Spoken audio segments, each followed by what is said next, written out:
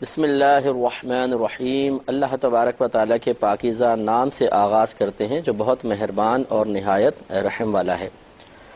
اللہ تعالیٰ کے فضل و کرم سے تقریباً بخاری شریف کی 62 احادیث کریمہ پر درس کا سلسلہ مکمل ہو چکا ہے،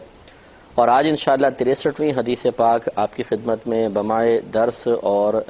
جو بھی اس سے نکات و لطائف حاصل ہوتے ہیں ان کے ساتھ آپ کی خدمت میں پیش کی جائے گی۔ یہ ہمارے لیے بہت ہی بڑی سعادت کی بات ہے کہ علماء اسلام کے اتفاق کے مطابق قرآن عظیم کے بعد روئے زمین پر سب سے صحیح ترین کتاب بخاری شریف ہے، اور اللہ تبارک و تعالی نے اس کے درس کے لیے مجھ جیسے گناہگار کو اور سننے کے لیے آپ جیسے اچھے لوگوں کو منتخب فرمایا۔ اگر ہم پابندی سے درس بخاری شریف سنیں تو الحمدللہ بے شمار چیزیں سیکھنے کا موقع ملتا ہے، علمی محاسبہ کرنے کی سعادت حاصل ہوتی ہے۔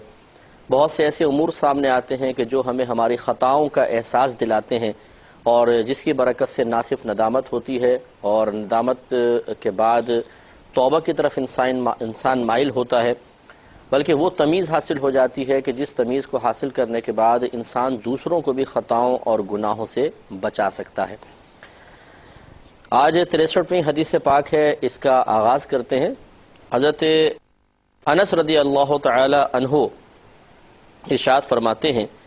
کہ ہمیں قرآن عظیم میں منع کر دیا گیا تھا کہ ہم نبی کریم صلی اللہ علیہ وسلم سے سوال کریں، یعنی کثرت سوال سے منع کر دیا گیا تھا، اور ہم پسند کرتے تھے کہ کوئی شخص گاؤں والوں کی طرف سے گاؤں کی طرف سے آئے لیکن ہو سمجھدار،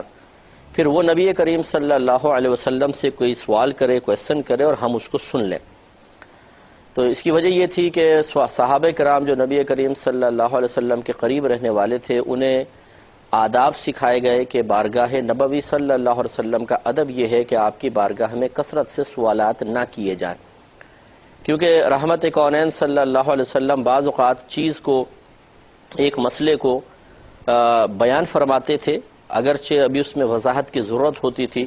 لیکن آپ پوری وضاحت نہیں فرماتے تھے، اور اس میں حکمت بالغہ یہ پوشیدہ ہوتی تھی۔ اتنا مسئلہ بیان فرمائیں گے، جتنا حکم بیان فرمائیں گے، سامنے والے پر اتنا ہی عمل کرنا لازم ہو جاتا تھا،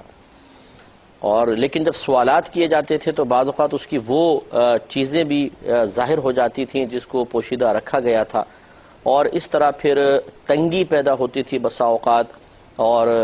لوگوں کے لیے حرج اور پریشانی کے اسباب پیدا ہو سکتے تھے۔ جیسے کہ جب حج کا حکم آیا تو حضرت اقرع بن حابس رضی اللہ تعالی عنہ کھڑے ہوئے اور عرض کیا رسول اللہ صلی اللہ علیہ وسلم، کیا ہم پر ہر سال حج فرض ہے؟ رحمت کونین صلی اللہ علیہ وسلم خاموش رہے۔ پھر پوچھا رسول اللہ کہ ہم پر ہر سال حج فرض ہے؟ پھر آپ خاموش رہے۔ پھر جب انہوں نے پوچھا کہ یا رسول اللہ صلی اللہ علیہ وسلم کیا ہم پر ہر سال حج فرض ہے، تو نبی کریم صلی اللہ علیہ وسلم نے فرمایا کہ نہیں، صرف ایک مرتبہ تم پہ حج فرض ہے، اور پھر فرمایا کہ اگر میں یہ کہہ دیتا کہ ہر سال حج فرض ہے تو تم پر ہر سال حج کرنا فرض ہو جاتا۔ تو اس لیے دیکھیں، اللہ تبارک و تعالیٰ نے اپنے حبیب کریم صلی اللہ علیہ وسلم کی زبان پر جو کچھ جاری فرمایا یقیناً وہ من جانب اللہ تھا۔ تو اب اگر نبی کریم صلی اللہ علیہ وسلم سے کثرت سوال کیے جاتے اور پھر آپ کی زبان پر کلمات آ جاتے تو وہ صحابہ کرام کے لیے آزمائش اور سختی کا سبب بن جاتے، اور وہ نفوس قدسیہ تو بڑے پاکیزہ فطرت تھے اور بڑے مضبوط اعصاب کے مالک تھے، نبی کریم صلی اللہ علیہ وسلم کے عظیم صحبت یافتہ تھے، ان کو اتنی پرابلم نہ ہوتی۔ اصل مسئلہ یہ ہوتا کہ بعد میں آنے والے شاید اس مشقت کو برداشت نہ کر پاتے۔ اس لیے جہاں جہاں اللہ تبارک و تعالی نے اپنے حبیب کریم صلی اللہ علیہ وسلم کو آسانی اختیار کرنے کی اجازت مرحمت فرمائی، وہاں رحمت کونین صلی اللہ علیہ وسلم نے امت کے لیے آسانی کو پسند فرمایا، اور اس بات کو ناپسند کیا کہ مجھ سے ایسے کویسچنز کیے جائیں کہ جب میں اس کی وضاحت کروں تو وہ سختی کا پہلو نکل آئے۔ جیسے مشہور بخاری کی روایت آپ نے سماعت فرمائی ہوئی ہے کہ نبی کریم صلی اللہ علیہ وسلم نے ارشاد فرمایا کہ اگر مجھے اپنی امت پر مشقت کا خوف نہ ہوتا تو میں ان پر مسواک کرنا فرض قرار دے دیتا، اور ایک روایت میں فرمایا کہ اگر مجھے اپنی امت پہ مشقت کا خوف نہ ہوتا تو میں عشاء کو آدھی رات تک مؤخر کر دیتا۔ لیکن رحمت کونین صلی اللہ علیہ وسلم نے اللہ تبارک و تعالیٰ کی عطا سے جتنا آپ کو اختیار حاصل تھا اس کے مطابق امت کے لیے آسانی کے پہلو تلاش فرمائے۔ تو یہ حکمت تھی۔ اور قرآن عظیم میں چونکہ پچھلے دیکھیں موسیٰ علیہ السلام کا بھی آپ نے قرآن میں واقعہ پڑھا، جب بنی اسرائیل بار بار آپ سے کویسچن کرتے تھے اور آپ پھر اس کویسچنز کے جواب میں اللہ تعالیٰ کی طرف رجوع کرتے تھے، اور اللہ تعالیٰ پھر احکام نازل فرماتا جس سے ان لوگوں کو سختی محسوس ہوتی اور پھر وہ ان احکام پر چل نہ پاتے اور اللہ تعالیٰ کی نافرمانی کے مرتکب ہو جاتے۔ تو اس لیے اس امت کو کثرت سوال سے منع کیا گیا کہ جب ایک بات کی وضاحت کر دی گئی، ایک بات تمہارے سامنے ذکر کر دی گئی تو اس کو جیسا بیان کیا ویسا اخذ کر لو۔ اگر زیادہ کراس کویسچن کرو گے تو پھر ہو سکتا ہے کہ اس میں کوئی تمہارے لیے تکلیف و شدت کا پہلو نکال دیا جائے جو تمہارے لیے بہت بڑی آزمائش بن جائے گا۔ اس وجہ سے صحابہ فرماتے ہیں کہ ہمیں منع کر دیا گیا تھا قرآن میں کہ ہم نبی کریم صلی اللہ علیہ وسلم سے سوال کریں۔ تو اب یہ جو گاؤں کے صحابہ ہوتے تھے وہ چونکہ آداب نبوی صلی اللہ علیہ وسلم سے اتنے واقف نہیں تھے، لہٰذا ان کے ساتھ رعایت کا ہی معاملہ کیا جاتا تھا اور ان کے اعمال پر اتنی گرفت نہیں ہوتی تھی۔ چنانچہ وہ اعرابی جب آئے اور گاؤں کے تھے تو صحابہ کرام خوش ہو گئے کہ اب یہ کویسچن کریں گے، نبی کریم صلی اللہ علیہ وسلم ان کو جواب دیں گے اور ہم بھی الحمدللہ اکتساب علم کر لیں گے۔ تو کہتے ہیں ہم پسند کرتے تھے کہ کوئی شخص اہل بادیہ میں سے عاقل آئے، پھر وہ نبی کریم صلی اللہ علیہ وسلم سے سوال کرے اور ہم بھی اس سوال کو سنیں۔ تو حضرت انس بن مالک رضی اللہ تعالیٰ عنہ کہتے ہیں کہ ایک شخص گاؤں والوں میں سے آیا تو اس نے کہا کہ ہمارے پاس، یعنی نبی کریم صلی اللہ علیہ وسلم سے اب عرض کر رہے ہیں کہ ہمارے پاس آپ کے ایک قاصد آئے، انہوں نے ہمیں خبر دی کہ بے شک آپ گمان کرتے ہیں کہ بے شک اللہ تبارک و تعالی نے آپ کو رسول بنا کر بھیجا۔ نبی کریم صلی اللہ علیہ وسلم نے ارشاد فرمایا کہ ہاں، میرے قاصد نے بالکل سچ کہا ہے۔ پھر اس شخص نے پوچھا کہ پس وہ ذات کہ جس نے آسمان کو پیدا کیا، کون ہے وہ ذات جس نے آسمان کو پیدا کیا؟ تو نبی کریم صلی اللہ علیہ وسلم نے ارشاد فرمایا کہ اللہ عز وجل۔ پھر اس شخص نے پوچھا کہ کون ذات ایسی ہے جس نے زمین اور پہاڑوں کو پیدا کیا؟ نبی کریم صلی اللہ علیہ وسلم نے فرمایا کہ اللہ عز وجل نے۔ پھر اس نے پوچھا کہ کون ذات ایسی ہے جس نے ان میں یعنی زمین و آسمان میں منافع رکھے ہیں، لوگوں کے لیے فائدے کے پہلو رکھے ہیں؟ نبی کریم صلی اللہ علیہ وسلم نے ارشاد فرمایا کہ اللہ تبارک و تعالی نے۔ پھر انہوں نے کہا کہ اس شخص نے کہا کہ اس ذات کی قسم کہ جس نے آسمان کو اور زمین کو پیدا کیا اور پہاڑوں کو اس پر نصب کیا اور اس میں منافع رکھے، کیا اللہ تبارک و تعالی نے آپ کو بھیجا ہے؟ نبی کریم صلی اللہ علیہ وسلم نے ارشاد فرمایا کہ ہاں۔ پھر اس نے کہا کہ گمان کرتا ہے آپ کا قاصد، یعنی اس نے اب اعرابی نبی کریم سے مزید کہہ رہے ہیں کہ رسول اللہ آپ کا قاصد یہ گمان کرتا ہے کہ بے شک ہم پر ہمارے ایک سال میں 1 مہینے کے روزے فرض ہیں اور ہمارے اموال میں سے زکوٰۃ بھی لازم ہے۔ تو نبی کریم صلی اللہ علیہ وسلم نے ارشاد فرمایا کہ اس نے سچ کہا۔ پھر اس نے کہا کہ اس ذات کی قسم جس نے آپ کو بھیجا ہے، کیا اللہ تبارک و تعالی نے آپ کو اس کا حکم دیا تھا؟ نبی کریم صلی اللہ علیہ وسلم نے فرمایا کہ ہاں، اس کا ہمیں حکم دیا گیا تھا۔ اس نے کہا کہ اور آپ کے جو قاصد تھے اس نے یہ بھی گمان کیا کہ ہم میں سے اس شخص پر کعبۃ اللہ کا حج کرنا فرض ہے کہ جو راستے کی استطاعت رکھتا ہو، یعنی اس کے پاس زاد راہ وغیرہ ہو۔ نبی کریم صلی اللہ علیہ وسلم نے ارشاد فرمایا کہ ہاں، اس نے سچ کہا ہے۔ پھر اس نے پوچھا کہ اس ذات کی قسم جس نے آپ کو بھیجا ہے کہ کیا اللہ تبارک و تعالی نے واقعی آپ کو اس کا حکم دیا تھا؟ نبی کریم صلی اللہ علیہ وسلم نے ارشاد فرمایا کہ ہاں۔ تو اس کے جواب میں اس نے کہا کہ اس ذات کی قسم جس نے آپ کو حق کے ساتھ بھیجا ہے، میں نہ تو ان چیزوں میں سے کسی پر کچھ بھی زیادتی کروں گا اور نہ اس میں کمی کروں گا۔ تو نبی کریم صلی اللہ علیہ وسلم نے صحابہ کرام سے خطاب کرتے ہوئے ارشاد فرمایا کہ اگر اس نے سچ کہا تو یہ ضرور جنت میں داخل ہوگا۔ تو دیکھیں اسی قسم کی ایک حدیث پاک پیچھے بھی گزر چکی ہے، اس میں تھوڑا سا ایک وہ عربی صحابی تھے، دیہاتی تھے، گاؤں کے، ان کا اپنا ایک اسلوب تھا۔ تو یہ گمان نہ کیا جائے کہ جی بار بار وہ ایسے کویسچن کر رہے تھے کہ کیا واقعی اللہ تعالیٰ نے آپ کو بھیجا ہے، کیا واقعی آپ کا قاصد ٹھیک کہہ رہا ہے۔ ہر طرح کے لوگ نبی کریم صلی اللہ علیہ وسلم کے پاس آتے تھے اور ان کے اپنے اپنے علاقوں اور قبائل کے اعتبار سے گفتگو کے مختلف انداز ہوا کرتے تھے۔ قابل توجہ بات یہ ہے کہ اس قدر طویل باتیں کرنا اور اس قدر گھما گھما کے باتیں کرنا بظاہر یہ نبی کریم صلی اللہ علیہ وسلم کے لیے یقیناً ایک صبر آزما چیز تھی۔ سیدھے سیدھے بھی پوچھ سکتے تھے، لیکن اتنے کویسچنز اور نبی کریم صلی اللہ علیہ وسلم تحمل کے ساتھ جواب دیتے رہے، جس سے یہ معلوم ہوا کہ ایک رہنما کو، ایک عالم دین کو اسی طریقہ کا معاملہ اختیار کرنا چاہیے کہ اگر بعض اوقات سائلین ایسے ہوتے ہیں کہ جو بات کو بہت زیادہ پھیلا کر بات کرتے ہیں اور ان کو اتنا سلیقہ اور اتنا شعور حاصل نہیں ہوتا کہ سوال کو کیسے سمیٹ کر بیان کریں، وہ بہت ہی لمبا کرتے ہیں، اور اس وقت یقیناً بسا اوقات انسان کسی کام میں مصروف ہوتا ہے، جیسے کوئی عالم ہیں یا مفتی ہیں، کسی پریشانی میں ہیں، کسی اور معاملے میں ہیں، تو اس قسم کی طوالت پھر ان کے لیے طبعی لحاظ سے کوفت کا باعث بنتی ہے، اور یہ کوفت انہیں جھنجھلاہٹ میں مبتلا کرتی ہے اور بسا اوقات اس کا اظہار بھی ہو جاتا ہے۔ تو کوشش یہی ہونی چاہیے ایک تو سائلین کی بھی کہ وہ حتی الامکان بہت محتاط انداز سے اور بالاختصار پوچھنے کی کوشش کریں،